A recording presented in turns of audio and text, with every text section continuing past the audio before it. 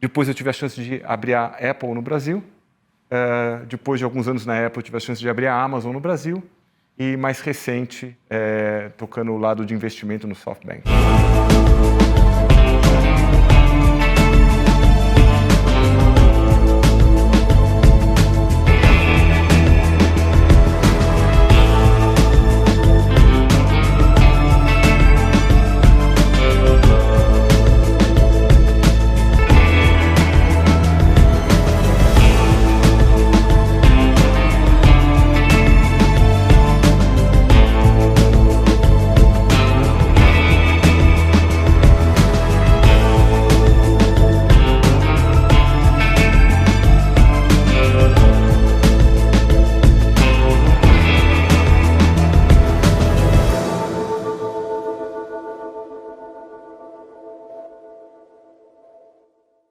Bem-vindos a mais um episódio de Killer Questions.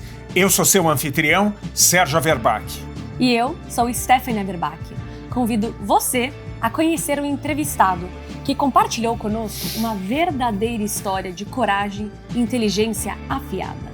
Alex Shapiro. Alex traz mais de 25 anos de experiência nas áreas de varejo, eletrônicos, telecomunicações e tecnologia, atuando em empresas globais de classe mundial. Citibank, Apple, Amazon, Motorola e SoftBank. Desde abril de 2021, é o líder responsável pelo SoftBank na América Latina como Managing Partner, liderando os investimentos do grupo na região. Fique conosco, porque neste episódio completo de Killer Questions, em casa, a gente fala tudo. Bem-vindo, Alex! Obrigado, que prazer Que estar alegria aqui. receber você aqui. Oi, tudo bem? Em casa. Bem-vindo. Obrigado. Tudo bem? Tudo bem? Bem-vindo! Obrigado. É uma alegria te receber. Olha, que casa linda, hein? Olha, casa linda, filha linda. Tá vendo? Isso aí. Convidado lindo. Você também tá linda, né? Boa. Senta, por Boa. favor. Imagina. Obrigado, viu? Que bacana receber você, conversarmos de novo. Essa eu acho que é a 4ª vez que eu te entrevisto. Eu acho que sim. Dessa vez com a filha. Com a filha, eu vou falar que acho que nunca ninguém me entrevistou tanto, né? Acho que no 3 já era o recorde, agora é o recorde supremo, né? Exato. Só que essa é a primeira vez que a gente grava. É a primeira vez. Sempre foi assim, bate-papos no palco e tal. Essa daqui Isso. vai ficar registrado. Fica registrado para a gente ter muita gente para curtir as tuas respostas para as Killer Questions. Vamos lá, é isso aí. Estamos prontos para isso. Né? Pessoas tanto do Brasil quanto do exterior, no mundo. Você sempre foi um cara global, né? Então, isso daqui não é nem novidade, né? Então. Isso aí, que legal. Obrigado novamente. Te passo a palavra primeiro para a Stephanie para ela te provocar com a primeira Killer Question. Já? Muito bom, vamos lá. Alex, você poderia, por favor, compartilhar conosco a sua formação acadêmica e sua carreira até hoje? Nossa, eu brinco muito, eu falo assim, hoje em dia, a gente não gosta de falar muito, porque já está tudo no LinkedIn, né? Mas, assim, eu sou formado em publicidade, eu, na verdade, sou uma coisa meio que não era para dar certo, né? Porque eu fiz publicidade e tinha um sonho muito grande de trabalhar com publicidade. Até o ponto que o primeiro trabalho que eu fiz na faculdade, eu vi que não ia dar em lugar nenhum, né? Que eu não tinha aquela criatividade. E eu, quando fui me formar, eu queria muito trabalhar... Na minha época, tinha os programas de trainee, que eram muito famosos. E tinha 2 grandes programas de trainees que eu queria entrar, que era a Unilever ou Procter & Gamble. Eu não entrei em nenhum dos 2, mas entrei no terceiro que eu prestei, que era o Citibank, que na época eram 4.500 candidatos para 11 vagas.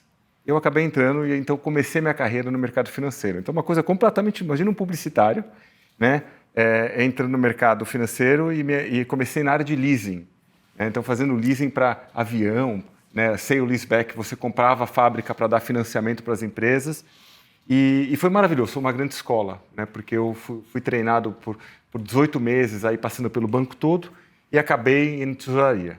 Né? Indo para a tesouraria para fazer coisas, emprestando dinheiro para as grandes empresas. E alguns anos se passam, e uma dessas grandes empresas era a Motorola. E a Motorola, né, de telefone, estava vindo para o Brasil, e eles viram assim, olha, vem aqui trabalhar com a gente, né? A gente está montando uma operação, Então foi daí que eu mudo da área financeira para a área de tecnologia, né? Vendo aquele grande boom que a gente teve no final dos anos 90, começo dos anos 2000, de telecom, de mobilidade. Isso daqui me picou, né? Essa questão da tecnologia, e minha carreira toda foi feita baseada nisso. Depois eu tive chance de começar a ser um dos primeiros funcionários do Submarino. Eu não sou o fundador, mas estive no grupo dos primeiros funcionários. Primeira empresa de internet no Brasil. Depois eu fui abrir uma empresa aqui chamada Palm Computing, né, depois a gente pode falar um pouco, era uma empresa que poderia ter virado a Apple.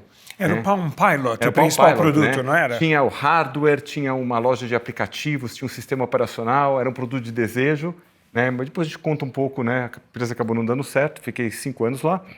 Depois eu tive a chance de abrir a Apple no Brasil. Depois de alguns anos na Apple, eu tive a chance de abrir a Amazon no Brasil. E mais recente, tocando o lado de investimento no SoftBank. Então, esse é um pouquinho, rapidamente, da minha carreira. E, Alex, conforme você acabou de comentar, você começou em empresas tradicionais, né? Como Citibank e Motorola. O que fez você apostar no mundo da tecnologia lá no começo, quando tudo ainda estava nascendo no Brasil? Conta pra nós. Mas sabe o que é engraçado? Uma vez eu estava discutindo isso com o meu analista. Eu faço análise há 15 anos, né? Como mesmo analista. E eu brinco que é meu MBA mental, né? Acho que a gente tem que tratar muito bem, porque essa questão do nosso bem-estar, da maneira como a gente vê o mundo, acho que é tão importante quanto as formações acadêmicas. E eu sempre gostei muito de tecnologia. E um dia a gente estava discutindo e eu me dei conta, né, que parte dessa influência foi o meu pai. O meu pai era meu pai é falecido, mas ele trabalhou na indústria de disco. Então, primeiro que o mundo do disco, o mundo da música, é um mundo de muita mudança, né? Quer dizer, a coisa que é popular um dia já não é mais no outro. E ele era uma pessoa muito ligada em tecnologia, ou seja, eu lembro que eu, moleque, devia ter uns 12, 13 anos de idade, meu pai ele queria começar a ver TV do mundo todo. Meu pai não era brasileiro, meu pai era israelense, e ele queria pegar os canais israelenses. Então, ele colocou na nossa casa, a gente morava numa casa, num bairro perto da Chácara Flora, em São Paulo, perto do aeroporto de Congonhas, uma antena parabólica de 6 metros. Então, você imagina, todas as casas, e de repente passava por uma casa e tinha um radar quase, né? Era uma coisa assim gigantesca, e que você tinha que mexer um dial para ele ajustar, porque você ajustava o satélite a cada meia hora, né? Não era uma coisa tão avançada quanto hoje. Depois ele foi uma das primeiras pessoas no Brasil a ter videocassete, coisa que todos os meus amigos vinham na minha casa assistir os filmes. Ou seja, eu acho que essa questão do meu pai, sempre se ligado em tecnologia, e eu via como rápido as coisas mudavam. De repente, aquela antena parabólica gigante perdeu a função quando começou a TV a cabo. Então, a beleza de tecnologia é que em um momento você está na ponta, acha que você tem um produto mais magnífico, e 2 ou 3 anos depois, aquilo já não tem mais função porque veio algo muito melhor, muito mais barato, muito menor. E acho que isso me picou. Né? Acho que isso daqui que me colocou para o mundo da tecnologia. E, lógico, uma coisa vai levando a outra, né? Quer dizer, eu falo muito para os meus filhos. Às vezes você não sabe direito que caminho que a tua carreira vai tomar. Eu comecei no mercado financeiro, nunca imaginar que ia acabar em tecnologia, né? Mas eu comecei a atender bem um cliente que era Motorola, eles me convidaram para ir para lá. Na Motorola em si, eu trabalhava em pager. Pager, muita gente talvez que está nos vendo não sabe o que é, mas antes do celular, você recebia uma mensagenzinha numa telinha para ligar para um número, né, para a pessoa poder te colocar o que estava acontecendo. E um projeto que eu tive que foi bem interessante, a gente sabia que o pager ia morrer, porque o celular estava sendo lançado. Então, me colocaram para pensar em novos usos de pager, e uma das coisas que eu fiz foi uma indústria de seguros. A gente colocava o aparelho num carro, e se o carro estivesse dentro da área de cobertura e fosse roubado, você ligava para uma central e mandava um sinal, o carro parava. Agora, você imagina o compliance disso, né? Porque se o carro está andando 100 km por hora e você manda um sinal para cortar o motor, não é das coisas mais... né? Mas você fazia isso e o custo do teu seguro caía. Então, eu tive a chance de poder entender que tecnologias morrem e como a gente reposiciona algo que talvez não serve mais para a mesma função. Então, isso foi um pouco que me levou para esse mundo de tecnologia. Obrigada por compartilhar. Imagina. Falando sobre valores agora, quando você pensa nos valores e princípios mais importantes que têm norteado a sua vida e que certamente você herdou dos seus pais e dos seus avós, e que você também certamente vem passando para os teus filhos.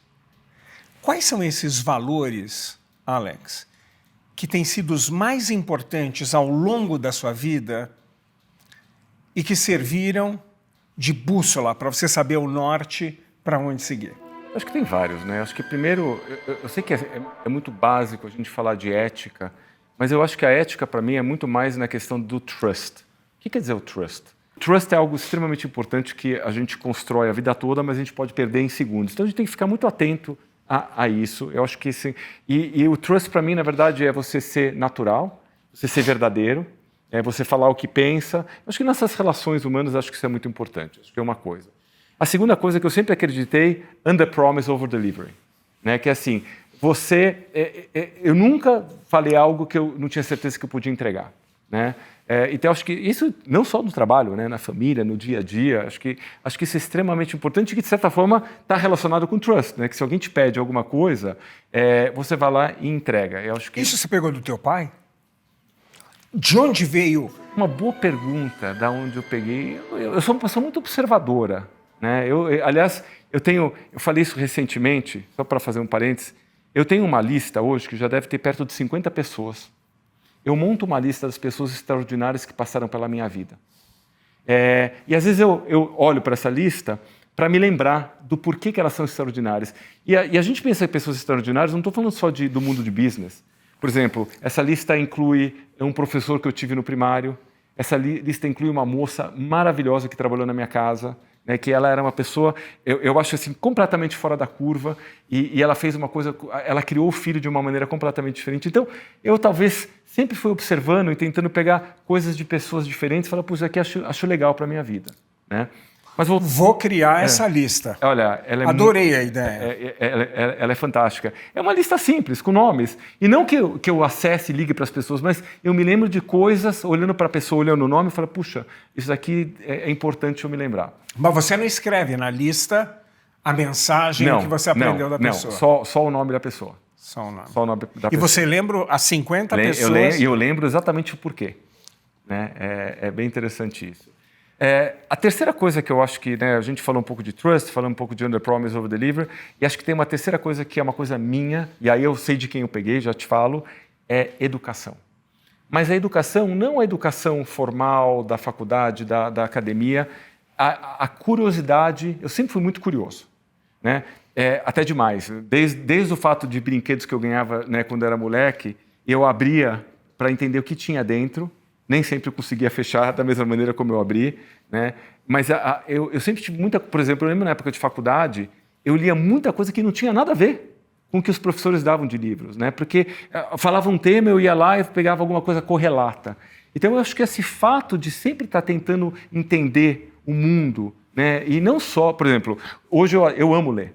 Agora as pessoas falam, me fala um livro de business que você está lendo. Eu falei assim, não, eu leio muito poucos livros de business, eu gosto de ficção, né? Porque eu acho que na ficção a gente aprende muito. Então eu acho que a leitura, a educação contínua, a curiosidade, eu acho que essas três coisas para mim são preceitos muito importantes. E de quem eu peguei essa questão da educação? Do meu avô.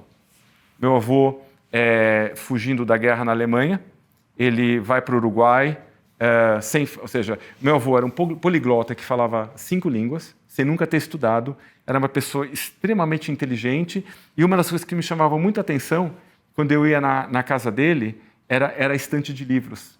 E aí uma outra coisa que eu acabei doando, a segunda coisa que me chamava muita atenção, que eu ganhei do meu avô, foi toda a coleção da revista National Geographic, de mais ou menos 1962 até 1971, e aquilo me abriu o mundo, porque a National Geographic naquela época era a maneira, você não tinha internet, não tinha ChatGPT, era a maneira de você conhecer o mundo através de reportagens, de revistas. Então, eu acho que isso foi muito importante para a minha formação. Alex, eu queria te perguntar, qual que foi a decisão mais difícil que você já teve que tomar na sua carreira? Nossa, tem tanta. Essa é uma pergunta... eu não sei se é mais difícil, mas é uma que... Hoje parece óbvia e não era óbvia no momento. Eu lembro quando eu estava na Palme, a Palme representava 15%, o Brasil representava 15% das vendas mundiais da Palme. Bastante. Que é muito. Normalmente numa empresa multinacional, o Brasil representa 3%, 2%, às vezes 5%, geralmente uma empresa de consumo, porque o Brasil tem uma população grande, 4%, 5%, era muito. Eu amava a empresa. E aí eu recebo uma proposta para ir para a Apple. Nós estamos falando isso 4 meses antes do lançamento do iPhone. A Apple era uma empresa considerada um loser. Era uma empresa que só vendia Mac, ninguém queria comprar Mac, e era focada, logicamente tinha o iPod, mas o iPod não estava ainda com muita força, aqui no Brasil. E o grande segmento da Apple no Brasil era o mercado de publishing, as editoras, mercado editorial e educação. E eu, quando fiz minha diligência, perguntando para um monte de gente, falei assim, você vende... Né? Eu já conheci alguns varejistas, então, por exemplo, eu conhecia a Fast Shop, eu fui na Fast Shop, a FENAC, na época, era um varejista aqui do Brasil, e eu perguntava, como é que é você vender os produtos da Apple? Eu falei, não, é terrível. A gente compra, eles não entregam, não tem com quem falar. Quer dizer, a Apple já tinha um representante aqui no Brasil. E eu falei, opa, parece mato alto, né? Interessante isso. Apesar que eu não sei direito, porque o produto não é lá grandes coisas, né? E a realidade é que eu dei sorte, né? Porque eu entro numa empresa, o iPhone é anunciado, mas foi muito difícil tomar a decisão de sair da Palm. E às vezes a gente tem que let it go, né? Quer dizer, eu estava numa situação confortável, veio uma proposta interessante, então essa é uma. Agora tem outras, por exemplo, uma das coisas mais difíceis para mim é quando a gente tem que desligar pessoas. Eu já fiz isso muitas vezes na minha vida. Mas eu tenho mais de 35 anos de experiência e até hoje, para mim, é algo muito difícil. Muito difícil. E geralmente é uma coisa que envolve emoção, mesmo quando você tem a certeza, né, do porquê que você está fazendo isso. Então, assim, tem executivos que trabalham com isso de uma maneira muito, muito fácil. Eu tenho uma dificuldade. Eu faço, mas eu não durmo à noite, eu penso no depois. Então, como eu tenho uma relação muito pessoal, né, muito próxima das pessoas, esse é um ponto que, para mim, sempre foi muito difícil na minha carreira.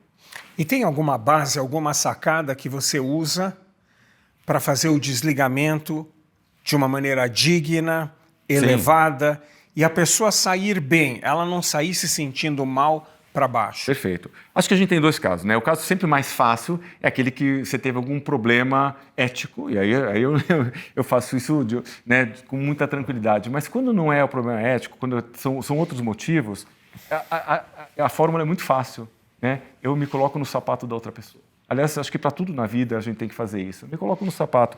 E acho que uma das coisas que eu gosto muito de fazer, e é muito comum, muitas pessoas que eu acabo tendo que fazer isso, eu crio uma relação de ajudar a pessoa a se recolocar. Eu me sinto responsável por isso, principalmente quando a pessoa é muito talentosa. Então, eu acho que assim, a gente tem que ser muito honesto, muito sincero, fazer isso de uma maneira sem hidden agenda, sem uma agenda escondida, e estar muito presente e oferecer uma mão para poder ajudar a pessoa. Bom, se colocar no lugar da outra pessoa é uma das principais competências emocionais que se chama empatia. Sim. Você já recebeu esse tipo de feedback de subordinado, de pares, de superiores ou de gente da família, amigos, que você tem um nível de empatia acima da média? Olha, eu nunca recebi o feedback direto, mas eu acho que talvez uma maneira de eu atestar, né, eu acho, é o seguinte, todos os lugares que eu passei, eu acabo tendo uma relação, eu vou dar um exemplo até recente, né? Eu trabalhei quase 9 anos na Amazon. Vira e mexe, eu acho que uma vez a cada 10 dias tem alguém da Amazon no meu escritório pedindo mentoria, ajuda. Olha, eu estou com essa dúvida, tanto no trabalho, no dia a dia da Amazon, ou, puxa, eu estou pensando em sair, fazer outra coisa. Então, assim, eu acabo tendo uma relação muito contínua com as pessoas que passaram pela minha vida profissional. E você dá esse tempo para essas pessoas? Lógico. Como é que você encontra tempo, Alex, para a cada 10 dias receber pessoas para falar sobre carreira? Disciplina. Eu sou uma pessoa extremamente disciplinada com o tempo. Eu talvez tenha esse lado mais alemão, né, uma parte da família alemã, de trabalhar bem o horário. Né, e, por exemplo, eu até para a gente vir aqui, eu me atrasei 5 minutos e eu começo a entrar no desespero. Né, porque eu percebi, você me mandou uma mensagem 5 minutos, eu falei, fica frio. Não, mas eu sou muito... Porque assim, eu acho que o minuto que eu atraso aqui é um minuto seu também. Então a gente tem que ter muito respeito com o tempo das pessoas. Então eu acho que assim, disciplinar meu tempo, e não é, de novo, eu não sou a pessoa que trabalho 25 horas por dia, não. Eu tenho o tempo certo para o trabalho, o tempo certo para minhas coisas pessoais, o tempo certo para a família. Eu acho que eu tenho uma boa harmonia nesse sentido. Alex, você comentou da Amazon e você foi o primeiro Country Manager da Amazon Brasil. O que convenceu você a assumir o desafio de lançar uma operação do zero em um país tão complexo? Bem, é bom que a gente, quando é mais novo, a gente não pensa muito, né? Não, mas a realidade é o seguinte, primeiro, o que convenceu? Eu estava na Apple Você me telefonou. É verdade. Eu sabia disso. É verdade. Você sabia? Eu estava na Apple super bem, mas é o seguinte, eu não gostava de trabalhar na Apple. Por quê? Não sei se a gente vai poder falar isso. Não, né? podemos falar. Eu não tenho problema. Eu já falei isso publicamente. Não, assim, primeiro que eu acho, depois a gente pode falar um pouco de cultura, mas eu não gostava de trabalhar na Apple na época, porque era o seguinte, a Apple para mim é uma das empresas mais extraordinárias de execução. Mais extraordinárias. Eu acho que não tem ninguém, mas eu tinha um perfil mais empreendedor. Então, assim, o meu perfil empreendedor foi muito bom para os primeiros anos da Apple, porque eu tive chance de lançar tudo aquilo. Apple Store, o site, a gente até é fábrica. O único lugar do mundo que tinha uma fábrica fora da China foi o Brasil, para a melhoria dos custos, né? Porque você tem vários benefícios fiscais para a produção do iPhone e do iPad. Então, para mim foi maravilhoso. Mas quando eu já tinha basicamente colocado tudo isso para rodar, eu me senti frustrado, porque é uma empresa muito para execução, mas quando você tinha alguma ideia um pouco diferente, é uma empresa que não tinha esse apetite. E by the way, não é ruim isso. É um perfil, né? É um perfil. Né? É o que faz a Apple ser a Apple. E eu estava frustrado. Eu falei assim, putz, eu me sinto aqui um pouco numa camisa de força. E aí eu comecei a pensar um pouco, para onde eu vou? Né? Qual que é o meu próximo passo? E aí eu falei, puxa, eu gosto de tecnologia, eu gosto de consumo, eu gosto de varejo. E aí o primeiro pensamento é, que empresa eu, como consumidor, considero que eu fui muito bem tratado? Né? Quer dizer, acima da média. Né?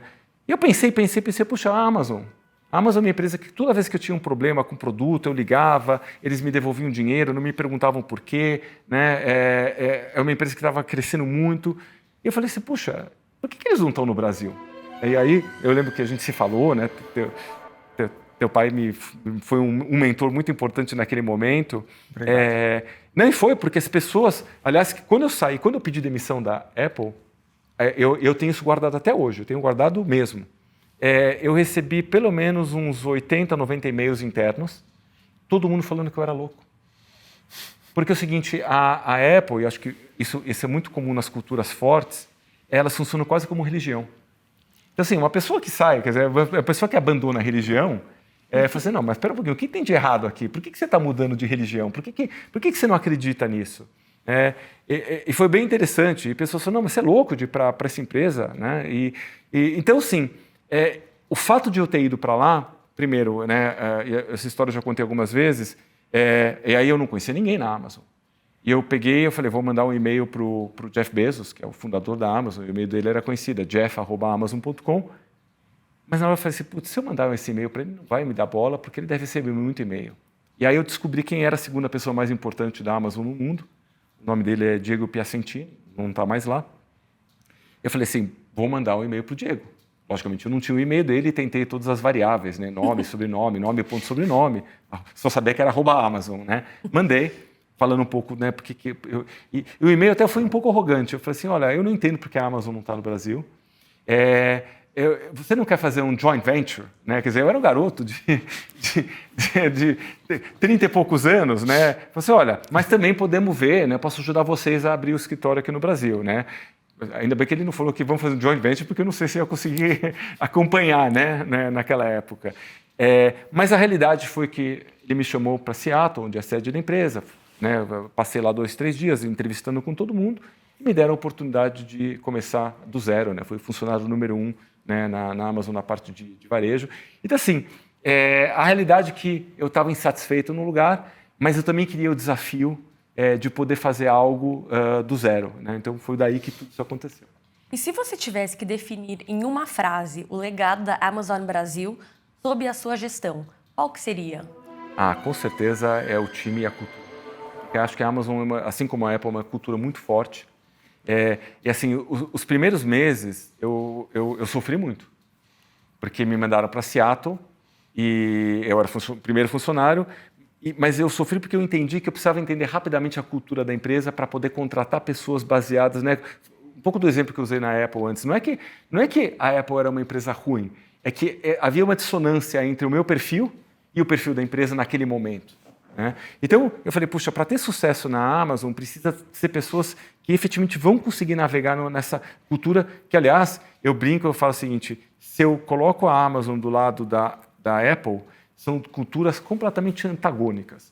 A Apple é uma empresa centralizadora, a Amazon é descentralizadora. A Apple é uma empresa que surgiu da música, a Amazon do livro. A Apple é uma empresa que basicamente não aceita o erro, a falha, as pessoas são mandadas embora. A Amazon, ela aprecia e tem processos para usar muito o erro para aprender. Então, assim, podemos aqui depois falar, essa lista vai longe, mas é um pouco para entender o quão importante o perfil da empresa para a gente contratar. Então, assim, para mim, eu acho que o legado não é só o tamanho da empresa, o que faz, mas é olhar as pessoas, a capacidade das pessoas de darem continuidade ao projeto, que eu acho maravilhoso, e se adequarem à cultura da empresa. Isso que você descreve, Alex, do alinhamento do funcionário com a cultura da empresa é crítico, ele não é importante. Tanto é que você sentia isso na Apple, né?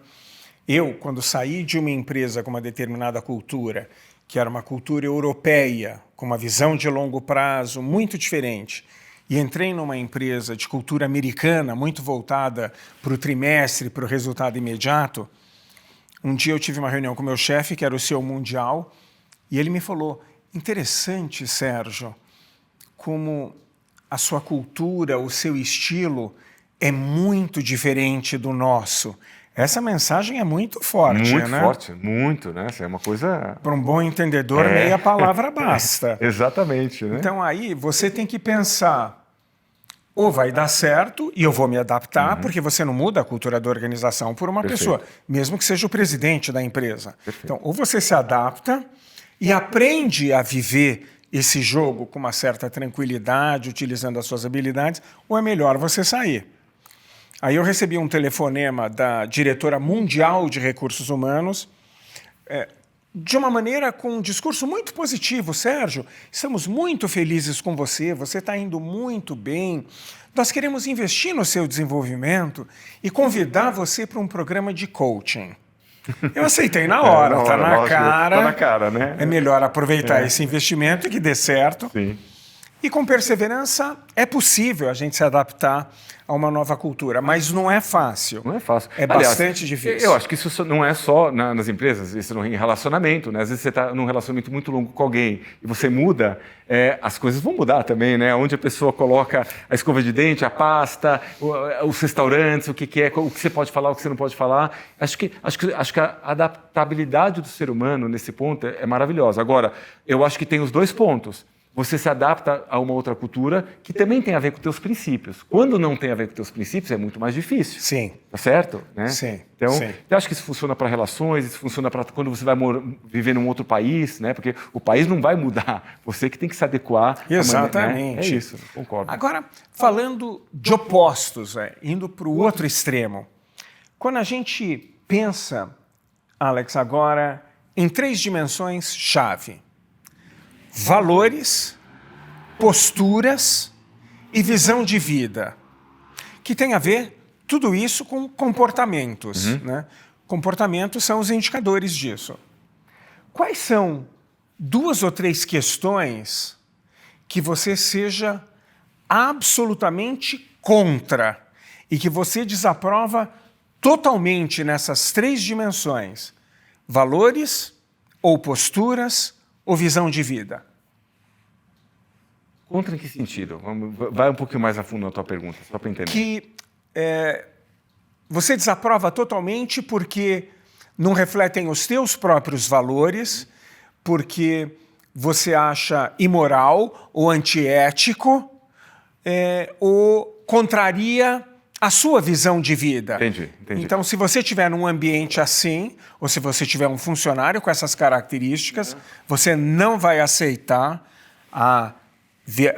o valor, ou a postura, ou a visão de vida. Está claro. Eu acho que sim. Logicamente, de novo, né? Ética a gente não discute, então não vou entrar... Esse mérito é o default, né? É binário, né? Binário, é 0 ou 1. Mas tem coisas, por exemplo, uma coisa que eu não admito, eu não respeito a ideia contrária.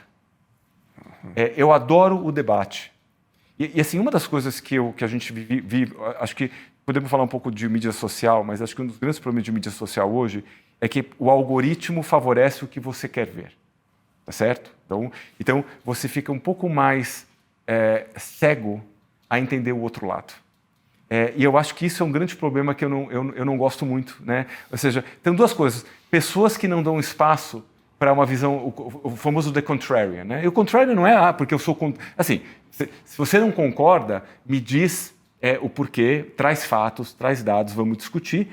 Mas aí tem um segundo ponto, que é até uma coisa que era muito forte na cultura da Amazon, o disagree and commit. Que é o seguinte, tá bom, nós discutimos aqui ideias opostas, mas uma vez que a gente chegou mais ou menos num consenso, é o seguinte, todo mundo vai caminhar junto. Porque mesmo que você não concordasse com isso, é o seguinte, não vem, eu te falei, mesmo que não der certo, eu te falei. Isso para mim é mortal. Mortal. Então é o seguinte, eu gosto do debate, eu gosto da discussão, mas acho que uma vez que você está alinhado, vamos todo mundo junto com a mesma energia e força. Né? Porque senão você começa a tirar energia, você começa a colocar atalhos, ou começa a colocar caminhos, vetores contrários, e aí você não consegue fazer as coisas que você quer fazer. Né? Então isso para mim é uma das coisas que... A outra coisa também, e aí tem uma coisa parecida, que é o famoso, as pessoas que têm uma dificuldade muito grande de mudar de opinião. Eu não tenho problema nenhum em mudar de opinião. Logicamente, não é que a gente muda de opinião a cada 5 minutos, senão você vai deixar todo mundo louco. Né?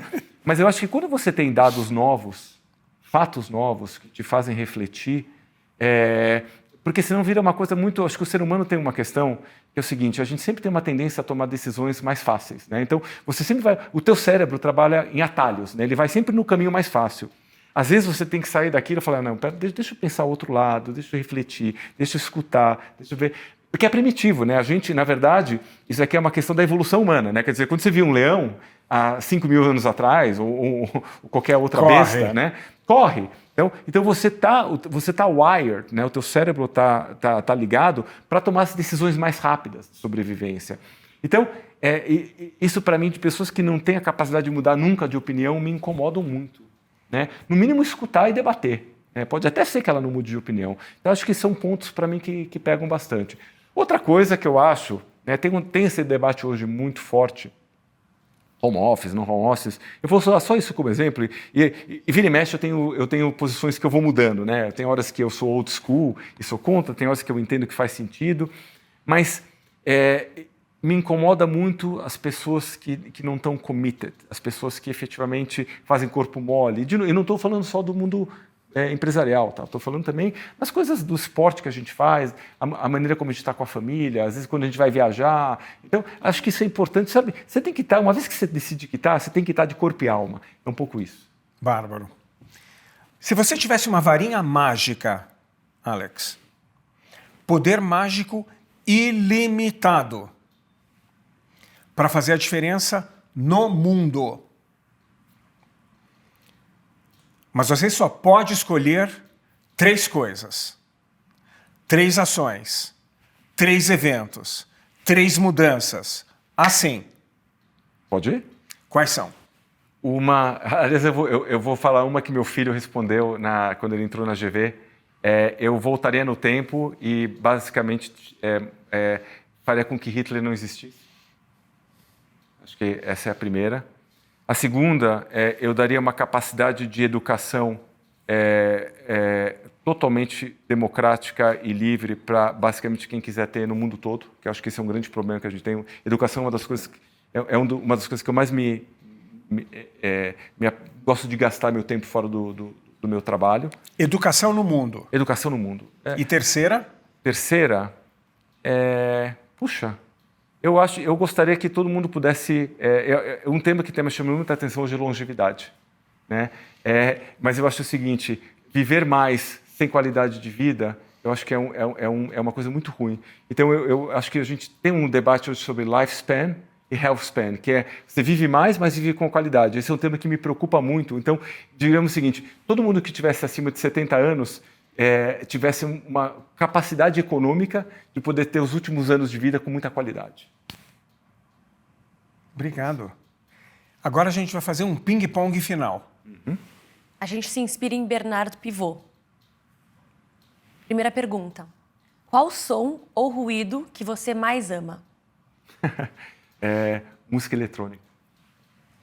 E o som ou ruído que você mais detesta? Passando aquele giz na lousa.